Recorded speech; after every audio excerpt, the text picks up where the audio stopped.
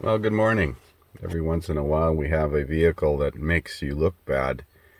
This 2011 GMC Sierra was in here a couple of days ago, and you'll see an earlier video where I changed the fuel pump driver module. The fuel pump wasn't running. I checked for power at the driver module, and there was power there and ground.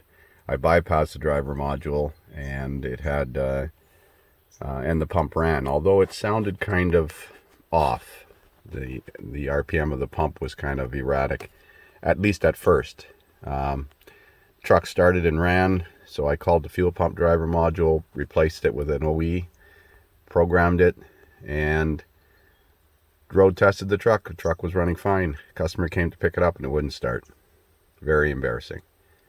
So brought it back in again, this time bypassed the fuel pump driver module and no fuel pump. So I called the fuel pump on it, and with the fuel pump removed from the vehicle, I put I load tested the output wires from the fuel pump driver to the actual fuel pump connector, and they load tested fine. So I changed the fuel pump. Take two. Now he drove it for about a day, I think, one day. Called me last night and said, guess what? It won't start. So we're back this morning again. We're going to scan it and see if there's any codes. So I'm going to do a network code scan here.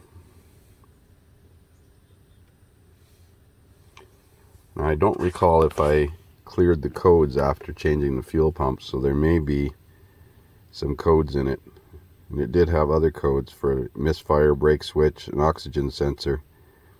Lost communication with the fuel pump driver module again. This U0109 or U0109. Now, I may not have cleared the codes after having the fuel pump driver module unplugged yesterday, day before yesterday. So we're going to clear them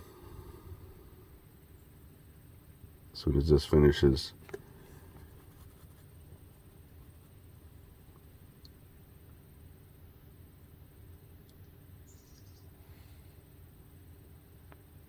That's not what I wanted to do. I wanted to do code clear.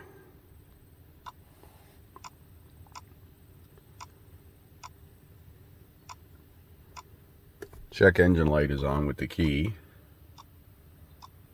I don't hear a fuel pump prime event when I turn the key on, but these are pretty quiet. Okay, so it cleared codes. Let's go into the engine. Codes menu. I'm going to cycle the key. Attempt to start it. Oh, going to run this morning, are we? Well, that's just wonderful. Just wonderful. So looking under the hood here, it shows a fuel pump relay and fuse 20, which is the fuel pump fuse, 25 amp. So that's directly across from the fuse 61. Well, there's the location for the fuel pump relay, there's fuse 20. It doesn't have either of those. So this information center cover is either not right, or it's from the wrong vehicle. It says gas.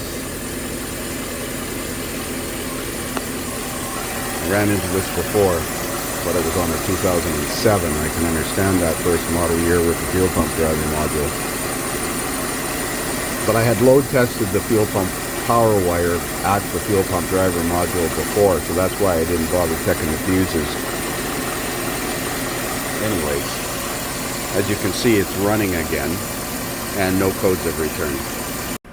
So I've got the breakout box connected, and I'm looking at the CAN bus signals, and they look, for this truck, textbook.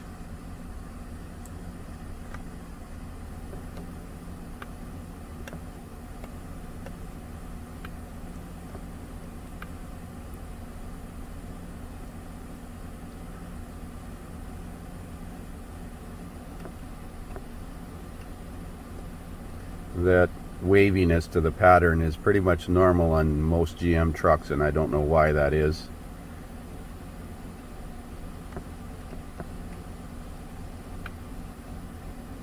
but that looks, you know, the CAN high is 2.5 volt bias plus a volt, the CAN low is 2.5 volt bias minus a volt, a mirror image, so they're not shorted together. I think I'll check terminating resistance one more time. Notice with the truck not running how picture perfect the CAN bus signal is. Let's change the time base here. It went to sleep now.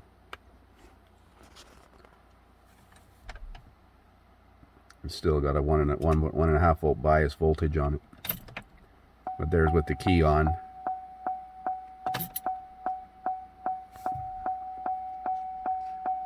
Nice square wave, but when it's running, you get a little bit of a waviness to the pattern. And I've come to realize that on GM trucks that's pretty much a normal condition. Don't try and chase that. You'll spend days trying to figure out what module is causing that.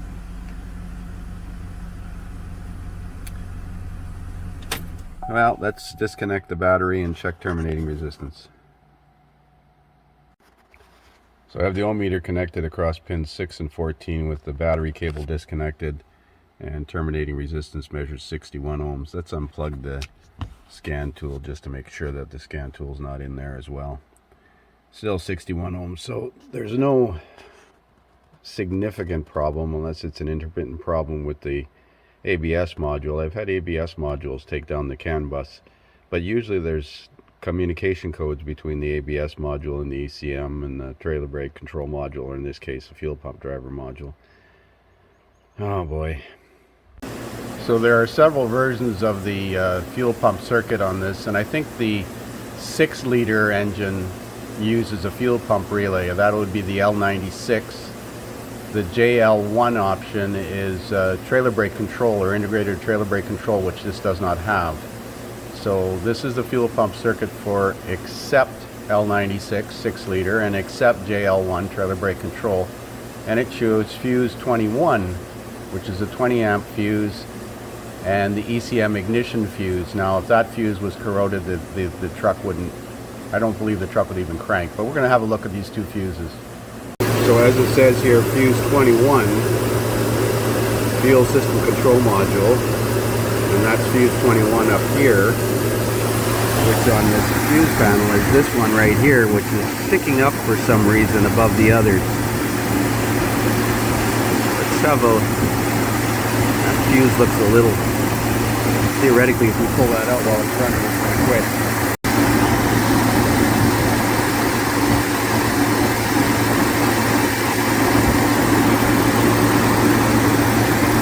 Are you kidding me?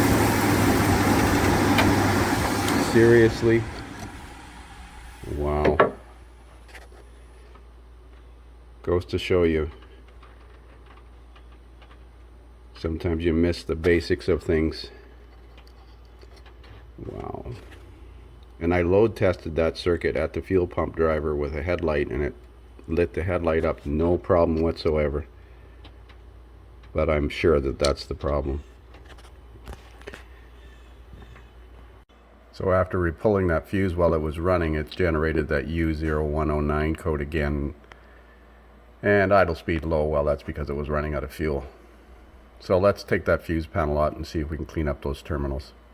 So that fuse panel comes out by lifting up these two lock tabs and removing the two electrical eyelets off of the feed studs here. And it just lifts out. Now that some of the connectors may stick in the bottom of the housing, we're going to pull all these connectors over and look at the underside of the connectors to see if there's any signs of green. There's a little bit on there. We're going to deoxidize everything and clean up these terminals. This is the main power feed coming in here, and we're going to wash this housing off, take it apart and see if we can clean up that terminal.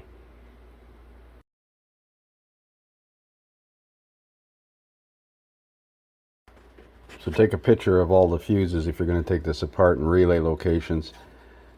This fuse over here, fuse number 7, is for the front washer, was corroded. This fuse here, fuse 56, it was corroded.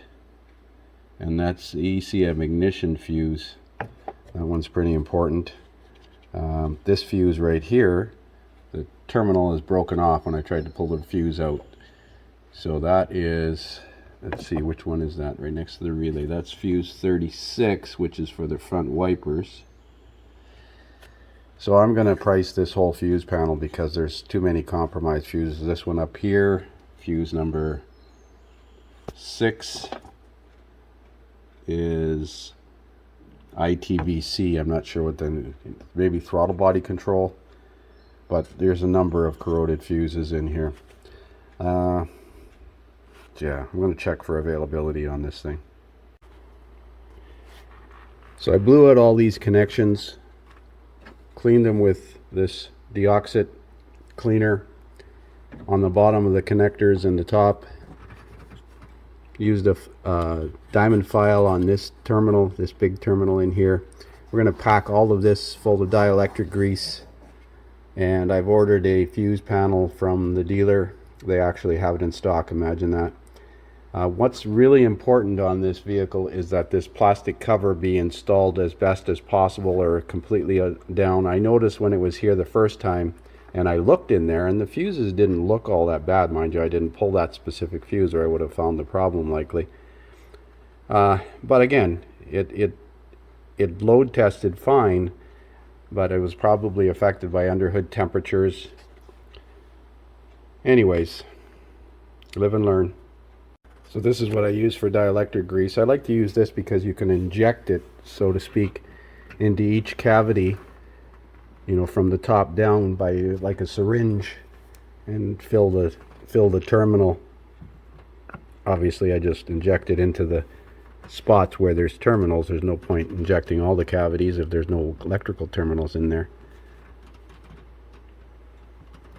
And force it right down into the connector. So we're waiting for the fuse panel now.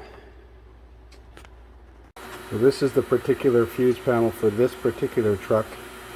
Check by VIN number because there are differences depending on what engine arrangement it has. Here's the unit installed. Now I like to clean these terminals, and I also like to put a little bead of RTV sealant across that space in the back here behind these terminals, because I see salt water wicks its way along the circuit board and seems to get in that way. And of course, snap that down. It wouldn't hurt to spray these with some battery post sealant. I'm going to do that as well. So just as one last final precaution, take a look at the previous picture to make sure that there are no missing fuses in this fuse panel. I see these fuses are for the 30 and 40 for these auxiliary studs are here, but I'm going to double check looking at the picture. Very important to make sure that this cover is completely down and latched. Both latches are like that. Cover, so it's down as far as it'll go, because that helps to keep the salt spray out of there. We're going to do a network code clear and give this back to the customer. Hopefully the third time's the charm.